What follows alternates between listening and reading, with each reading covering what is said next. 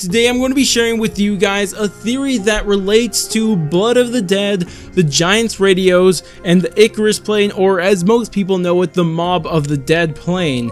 And of course, these subjects all by themselves can be talked about into oblivion, but I do think there is a strong connection between all three of them. And of course, they are all going to be relating to the theory I will be speaking of inside this video. But before we get into the theory, I do want to make sure you guys understand something, that this theory is not the most sound theory you'll ever hear. There's a lot of things that you're going to have to assume is going to be the case, and other things that is just going to be kind of a connection that we don't know is a connection or not. So just keep that in mind while you watch this. And of course, before we get into the theory, I still also have to set the stage and have you understand a couple things before we can get into the theory itself. And we're going to first start off with, and this is the first assumption that you're going to have to start off with, is that the events of Blood of the Dead take place after the event of Revelations from the premise characters' perspectives. So this means that the premise characters had to experience Revelations and then continue on to Blood of the Dead and experience Blood of the Dead. So if you guys don't agree with that, then you're not going to like this theory, but if you guys do, you may actually like this theory. But of course, we're not done setting the stage. So a couple things you have to understand is that we actually see the Icarus plane, or Mob of the Dead plane, flying over 3 different maps inside Black Ops 3. One of those being Zetsubo no Shima, which I don't think there's any connection really that we're aware of. Plus, I've never seen it myself flying over Zetsubo no Shima, so I don't know how true it is.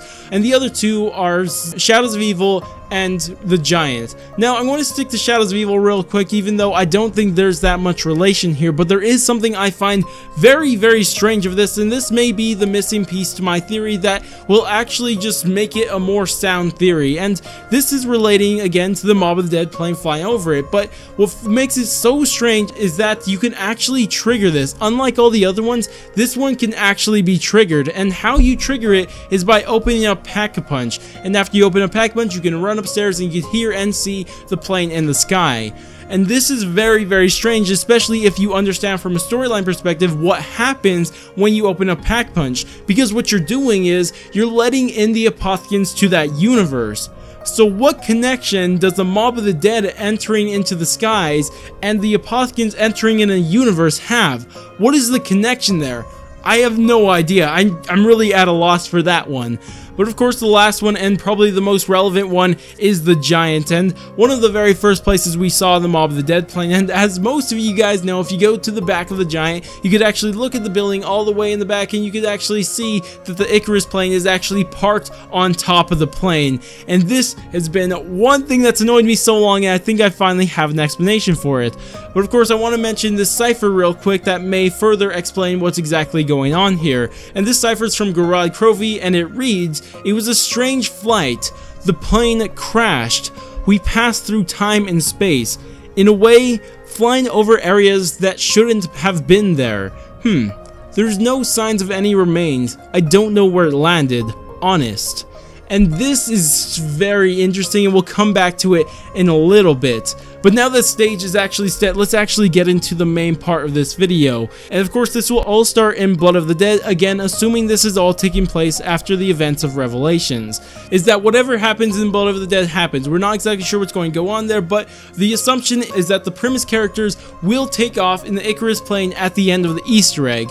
And the idea is that the characters will fly over Zetsubo no Shima and Shadows of Evil, and somewhere along the way, Richtofen will get off all by himself at some other point in time, but the other 3 characters will continue on this plane and land in the Giant. And this is when they record the radios that you hear inside the Giant of future versions of themselves, warning them about things and telling them about things that will happen in the future, namely the Richtofens that they have killed multiple times over. And this would finally give an explanation to why we actually find these radios inside the Giant, because from what we know right now, we have no explanation for this, and this would give that nice explanation for how these radios actually ended up inside the Giant.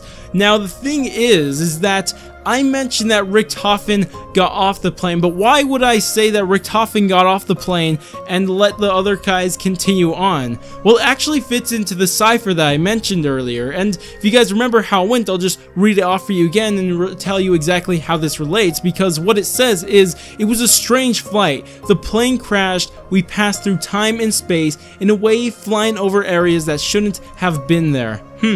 There were no signs of any remains.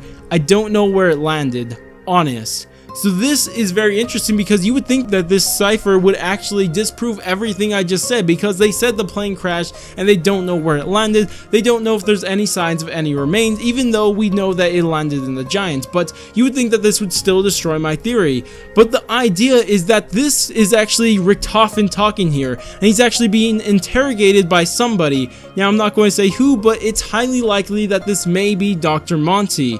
And what happened is that he's trying to cover for the other characters. He's trying to say that they lost track of the plane and they don't know where it went, where in fact Richtofen is more than aware of where this plane went. And this would give an explanation to why he's saying the plane crashed and he doesn't know where it landed, and even talking about signs of remains when we are clearly aware that the plane does not look like it's crashed in any way, shape, or form inside the Giant. And this would also explain something that a lot of people leave out, because if you guys remember the radios on the Giant, you hear future versions of our characters from Dempsey, Nikolai, and Takio. But guess who you don't hear? You don't hear Richtofen. And this would give a perfect reason why he didn't leave radios to his past self, because he had to get off the plane early and distract Dr. Monty or whoever it may be and give him this fake message that we see inside this cipher. And that is the idea of this theory. Tell me what you guys think about it. Do you guys think I'm kind of stretching here? Do you guys think it's a little much? Or what exactly do you think about it? I would love to hear what you guys think about the theory all down in the comments. Tell me if you agree, disagree, there's a problem with it in one spot that you could actually correct. Feel free to do anything like that down in the comments. But if you guys did enjoy the video and at least found it entertaining, then go ahead, do all the normal YouTube stuff. Like, subscribe, bell, share, and especially bell. But I'm going to go and I will catch you guys in the next stream or video. All that I know is that